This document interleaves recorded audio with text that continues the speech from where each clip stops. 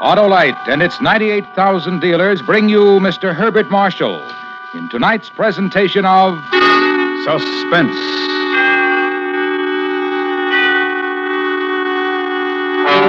Tonight, Autolite presents the story of a man who, having no fear, attempted his own death. A new dramatization of C.E. Montague's Action. Our star, Mr. Herbert Marshall.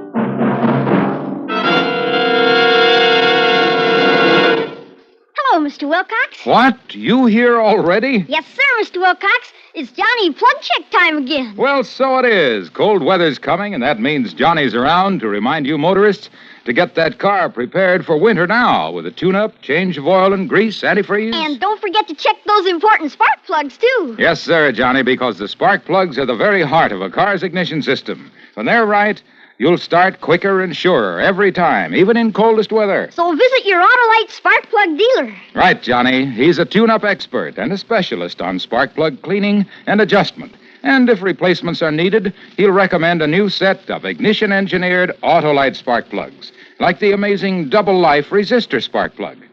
To quickly learn the location of your nearest Autolite spark plug dealer, phone Western Union by number and ask for Operator 25. And remember, from bumper to tail light, you're always right with Autolite. And now, Autolite presents Action, starring Mr. Herbert Marshall, hoping once again to keep you in suspense.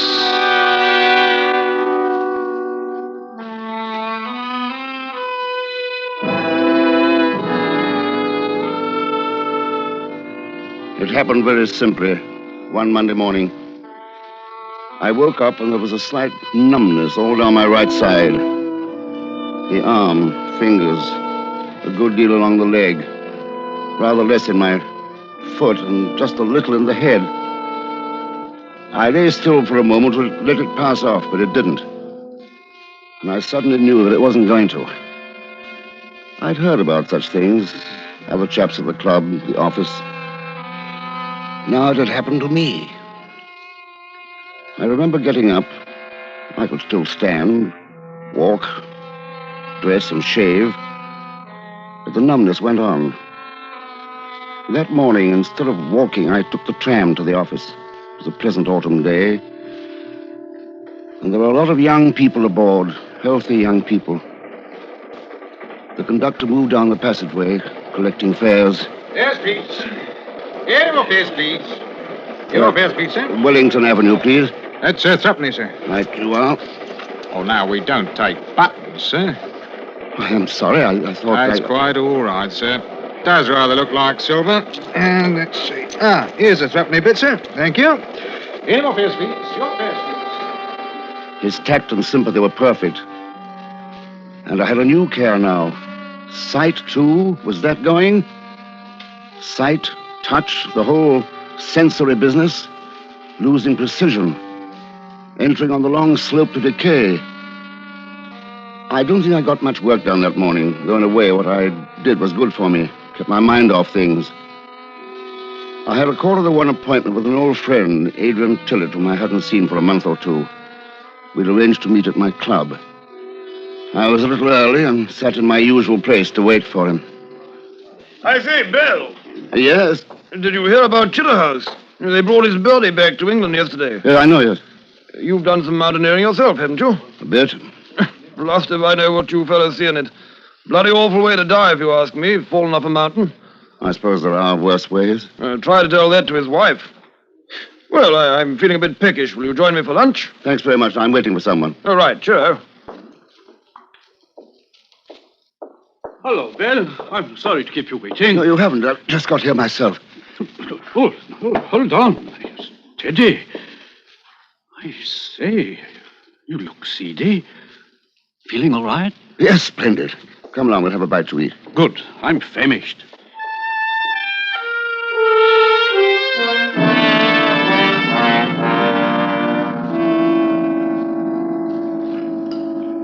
That's better. Cigar? Thanks. What about you? I don't think so. Look here, Well, is anything wrong? I mean, well, you You look like a dying duck in a thunderstorm. Something I can do? I'm afraid not. Serious? I suppose it is, in a way. If you want to talk about it... I might as well. I woke up this morning, and I felt numb. The right side. I must have had some sort of a stroke during the night. Have you been to the doctor? No. I don't think I shall. You know as well as I do what he'd say. But, my dear old boy, you can't let a thing like that just go.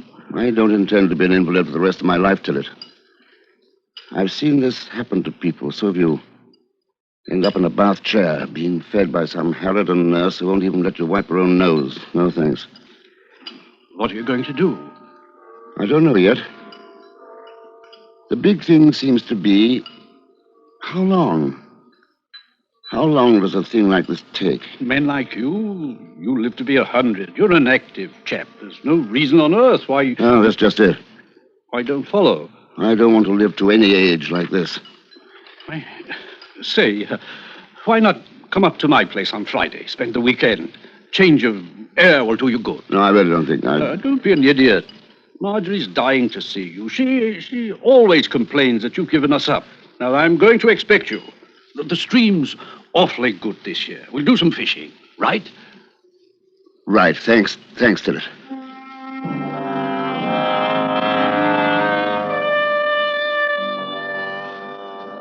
The rest of the week passed, and the sensation of numbness remained with me. Sometimes a bit more or less. At nights, I thought a great deal. On Friday, I drove down to Weybridge. It was obvious that Tillet had told his wife about me. It didn't matter much, except I found myself annoyed at her solicitude. I suppose she couldn't help it. But it was one of the things that definitely made up my mind. I knew what I was going to do. And I told my old friend. We were on the bank of the stream. He'd just landed a nice trout. And we sat down for a smoke. I've made up my mind what to do, Tillet. Oh? Yes. I wondered. Had an idea you were up to something. You've been rather quiet, you know. I'm sorry. Is it any better? No, not the same. I had a dream just before I came down here. I was climbing. It was on a crag that became steeper and steeper as I went up. First it was vertical, and then it overhung more and more until I was actually climbing a reverse slope. Must have been awkward. Oh, it's been done, you know. Has it? Yes, I've read about it, but I've never done it myself. What happened in your dream? I fell. Woke up. I thought a lot about it. It's that margin of safety, you know. One does a lot of climbing, and if you're any good at all, you don't slip in the really difficult places. But supposing you pare away at the margin of safety. An experiment. What could you do before all the margin was gone? If you didn't care? I don't know. I haven't tried climbing. If one cut out the old fear of death, one could do some amazing things. Is that what you're going to do? I think so. Yes. Look for one of those crags? Yes, I've never done that. I know of one I'd like to try. Zenal, the Charliehoch. It's a ridge of the Weisshorn. Sounds impressive. Oh, there are higher mountains, but not many more interesting. If you want to be a human fly, why not try the chalk pit down the road? Straight up and down. Not so far to fall. That wouldn't do. No. It wouldn't, would it? I'm not going to say anything, Belle. There's nothing one can say, really. I wish you wouldn't do it, and I understand why you think you must. When will you leave? Next week. The snows will be coming at the end of the month. Not much sense in making it too dangerous, is there? No. Not much sense in that.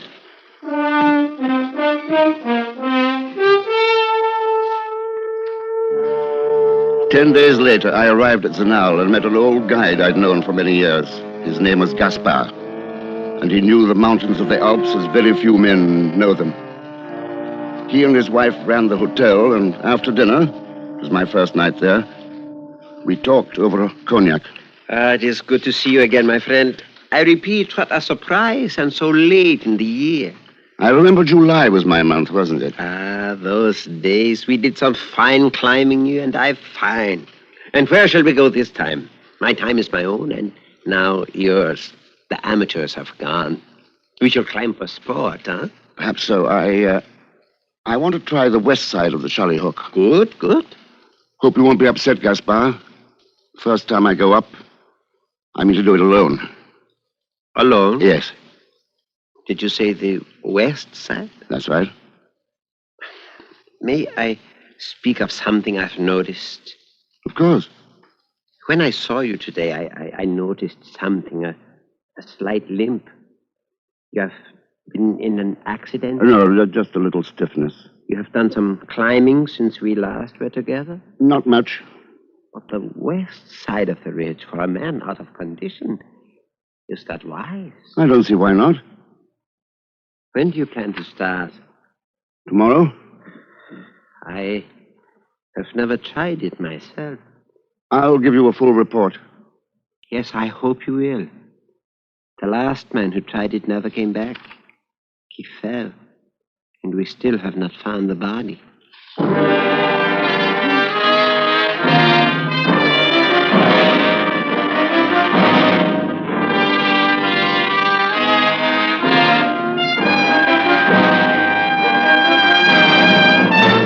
Autolite is bringing you Mr. Herbert Marshall in Action. Tonight's presentation in radio's outstanding theater of thrills, Suspense.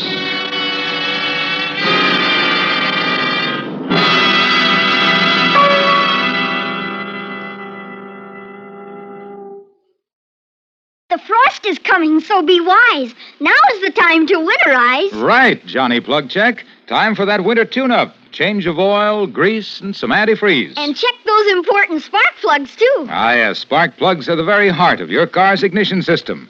And when they're right, you'll start quicker and surer every time, even in coldest weather.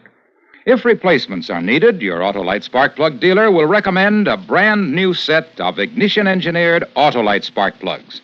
Like the double life resistor spark plug, the greatest spark plug advance for automotive use in the past 25 years. It gives smoother engine performance and quick starts for twice as long as spark plugs without a built-in resistor. And the resistor spark plug is only one of a complete line of Autolite spark plugs, ignition engineered for every use. So when you're getting your car winterized, make sure To check the spark plugs, too. see your nearest Autolite spark plug dealer this week. And remember, from bumper to tail light, you're always right with Autolite. And now, Autolite brings back to our Hollywood soundstage Mr. Herbert Marshall in Elliot Lewis's production of Action, a tale well calculated to keep you in suspense.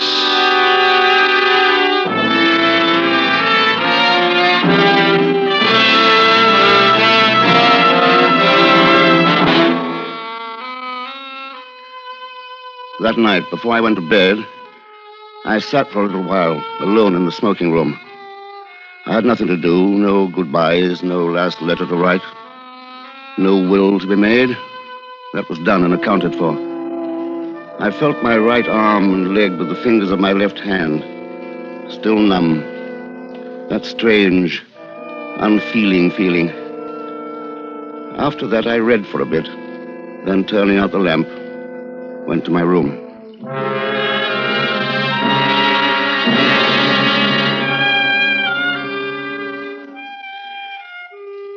The next morning was dazzling, the soft green valley meadowland sparkling, and above, against the bluest of skies, the mountains. The autumn sun was warm, and as I decided to travel as lightly as possible, I was glad for that.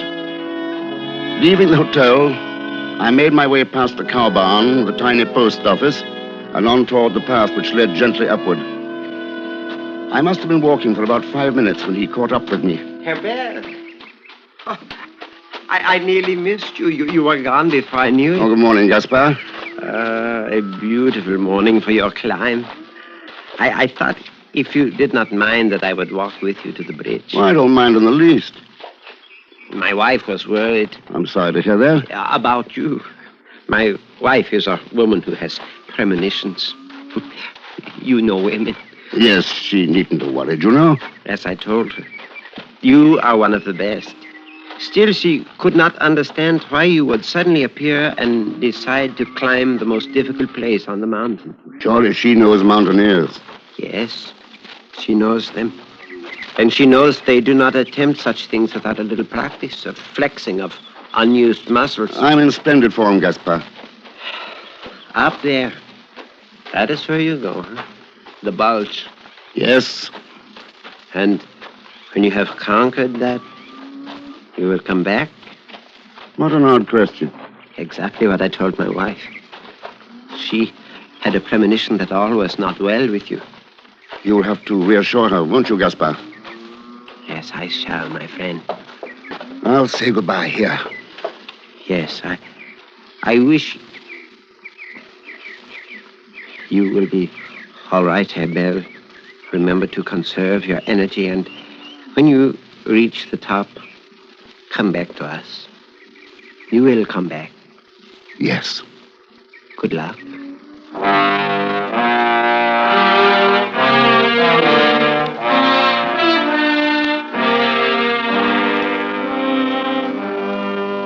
I left the old guide with the wooden bridge and walked on. The place I'd picked to climb was on the west side of the Charlie Hawk. It's a dip in the ridge that joins the Weisshorn to the Charlie Horn. The lowest point of the dip is over 12,000 feet. The last part of the rise to the ridge is a wall of ice that undulates like a sheet of hammered copper, concave at one point, convex at another, and at 2 or 3 parts it overhangs. How much I did not know, but you could see it. And it was the underside of that overhang I was going to climb. I would try to do it honestly, get to the ridge and prove that in this small matter, where there is no fear of death, a man can do more than he knows. My timetable began quite on schedule. 3 hours work up to the Apeteta Alp from Zenal. 3 more up from the Alp to the foot of the ice wall. Half an hour for food, another half an hour for final preparations. Then I was at that point, the wall of ice, and above the great overhanging bulge. It stood out above me like a gigantic blister on the face of the ice. Must have been 40 feet in diameter. And it jutted so much that a stone dropped from its outermost point would only have touched the slope again some 100 feet lower. To reach that outermost point, I knew I would have to climb for about 20 feet as you climb up the underside of a ladder that leans against the wall. And I would have to make the ladder, rung by rung. Fashion each one out of ice with my axe held in one hand, while with the other hand on both feet I'd cling to the 3 rungs already made. Each rung would have to be like a letterbox in a door. Big enough for the toe of my boot to go into, but shaped so that when my hand entered, the fingers could bend down inside and grip as you grip the top of a fence. Then I was there, and the overhang was before me. The work was amazingly hard. I'd only carved 5 letterboxes and used them, and an hour had gone. 5 more, and daylight was failing. My left hand was chilled, almost dead with the ice it had gripped, and my right hand swollen and sore from the constant use of the axe. My right knee began to shake uncontrollably, and I almost laughed. Chattering teeth, I looked up, and some 8 feet above was the goal.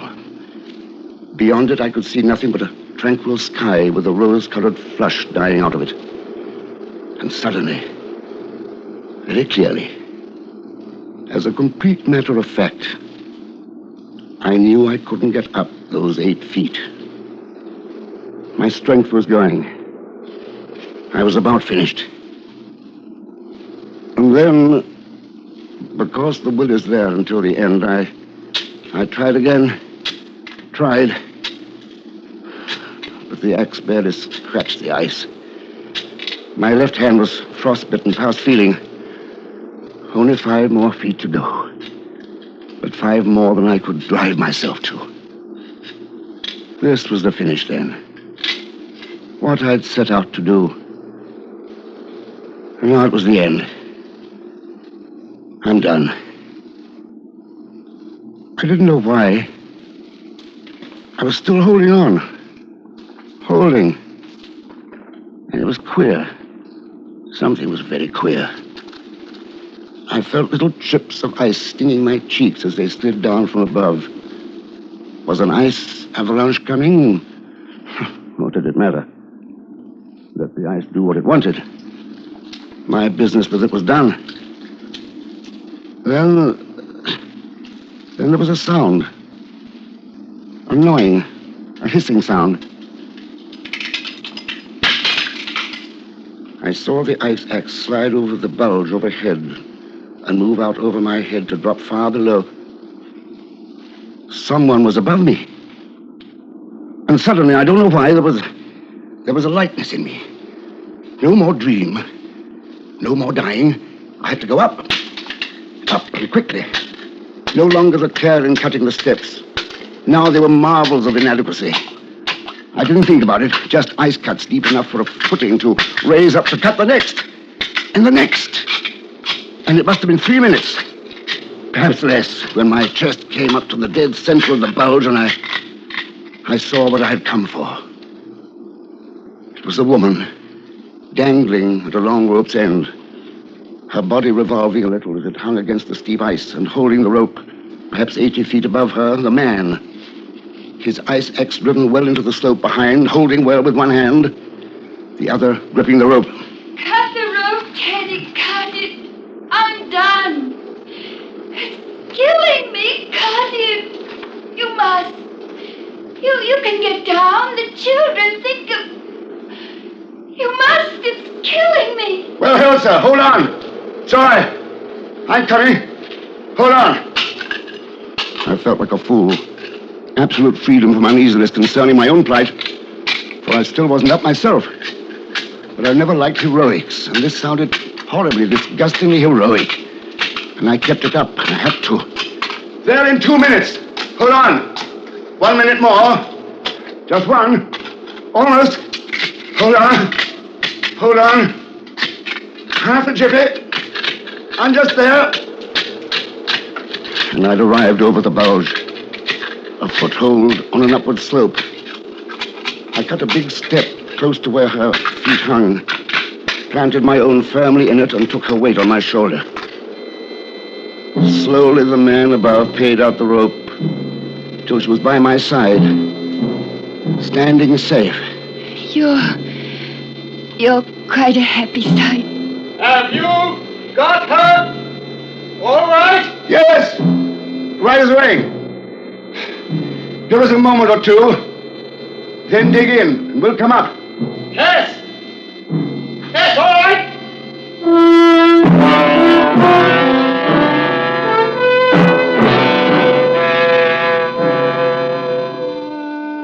The last daylight was gone when the three of us stood on the level roof of the ridge.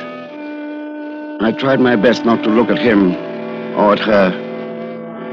These are things best not observed. I think she stayed in his arms for a long moment.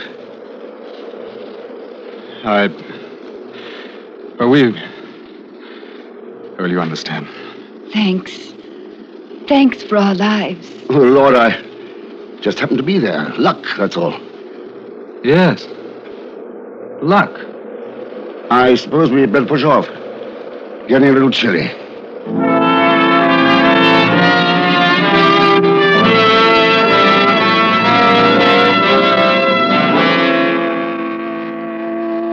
It was luck.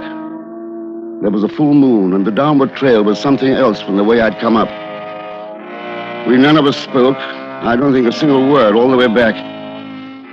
And then the village, the hotel, and she was put to bed, alive, tired. It was only after that in the smoking room that I learned their names. His name was Golan, Theodore Golan. The woman upstairs, his wife Hillary. And because he seemed to feel himself under some sort of obligation to me, I told him about myself, my climb, why. And when I finished, he said, Look here, I'm a doctor, and I know about such things. Tell me, when you were making that last climb over the Bauge, did that numbness cramp you, or did you notice it? No. It had been there, but not the last 10 minutes. When you were in action. Action? Yes, I mean doing something you're absorbed in, lost in. Yes. I see. That's the way it should be, you know. What you've got, the numbness, that will stay with you, but does it matter quite as much as you thought? No. I don't think so. You won't try that sort of thing again? No. Then it's going to be all right. Yes. It's going to be all right.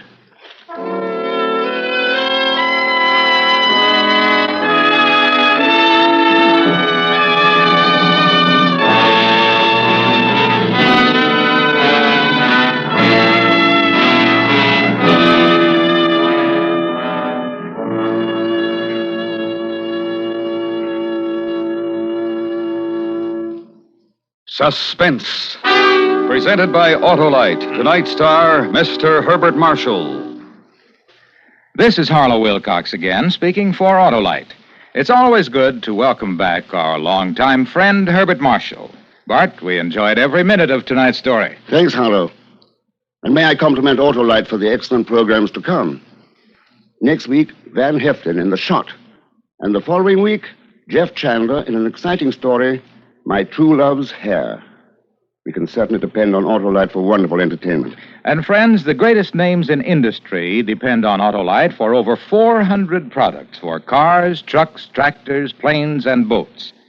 In 28 plants from coast to coast, Autolite makes such products as the famous Autolite Stay Full batteries, ignition-engineered Autolite spark plugs, both standard and resistor types, Autolite starting motors, generators, coils, distributors, voltage regulators, wire and battery cable, and Autolite original service parts for all Autolite electrical systems. So, from bumper to tail light, you're always right with Autolite.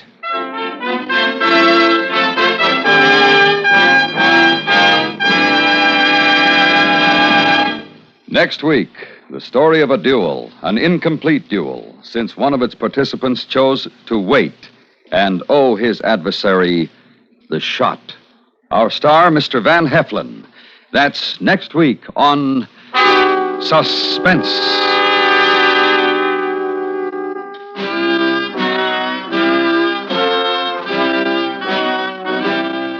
C.E. Montague's Action was adapted for Suspense by Anthony Ellis. Suspense is produced and directed by Elliott Lewis, with music composed by Lucian Morowick and conducted by Lud Gluskin. Featured in the cast were Ellen Morgan, Harley Bear, Herb Butterfield, Richard Peel, and Ben Wright. Herbert Marshall will soon be seen in Riders to the Stars, Ivan Tor's Technicolor production for United Artists. And remember, next week, Mr. Van Heflin in The Shot.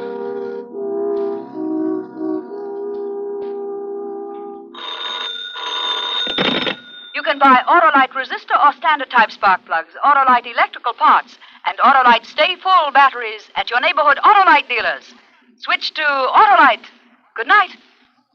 This week and every week is a good time to hire the handicapped.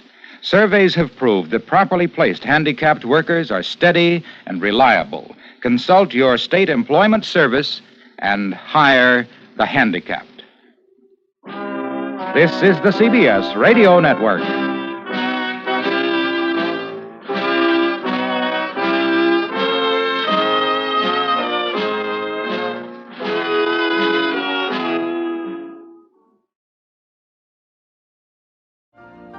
You've been listening to the OTR Gold Network. Find more classic radio at otrgold.com.